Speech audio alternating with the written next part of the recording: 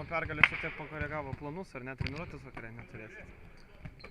Nu, šiaip visą laiką dar dirbome 2 kartus per dieną, būdavo abidvi treniruotės pakankamai sunkios ir jau iš savo kolegų, tiek iš daktarų buvau gavęs signalą, kad vyrai nuveikia didelį krūvį, jau kaip ir norėtų galbūt vienos bent lengvesnės treniruotės. Ir ta viena lengvesnė treniruotė buvo sugalvota šiandieną ryte, o vakarinė tokia normali. Bet kadangi mūsų jaunimas taip šauniai gražiai sužaidė, tai nutarėm eiti juos palaikyti.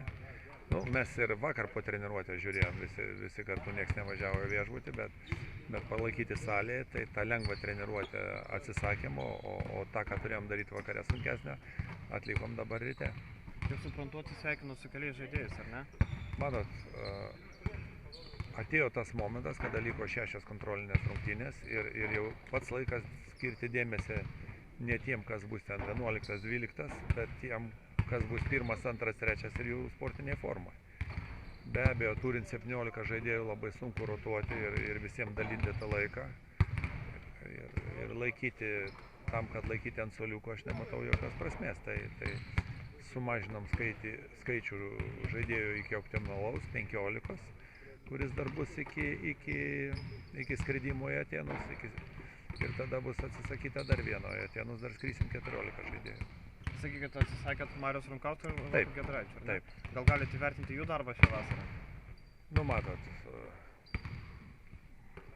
abudu nežinau, ar labai tikėjosi patekti, kaip sakant, netgi į kviečiamų sąrašą. Bet nesigailiu pakvietęs ne vieno žaidėjo.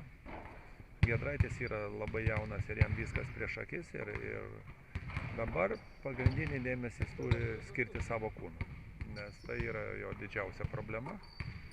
Savo kūnui, kaip sakant, raumenų biškį užsiauginimui, kažkiek tai, bet kad kiti paprasčiausiai jo neapstumdytų, bet tai yra labai įdomus žaidėjas.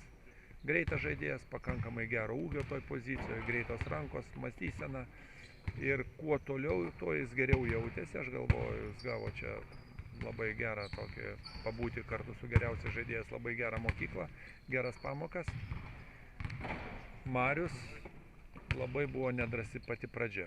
Labai taip nedrasiai jautėsi, kaip aš kažkur ne ten patekau, bet irgi galą pradėjo jaustis žymiai drąsiau, bet žinot, čia galbūt, kaip jis susirekomenduos per šitą visą sezoną dabar klubinį, nieks nesako jam viso gero. Kalbant apie turnyrą draugišką, laukia gana pajėgus varžovai. Kokie tikslai šito turnyro?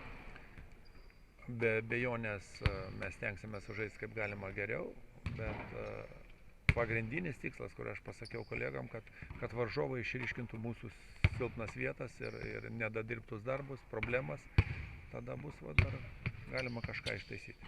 Kaip manot, kuri rinktinė gali labiausiai išryškinti tas problemas? Kad visos geros komandos man labai sunku pasakyti.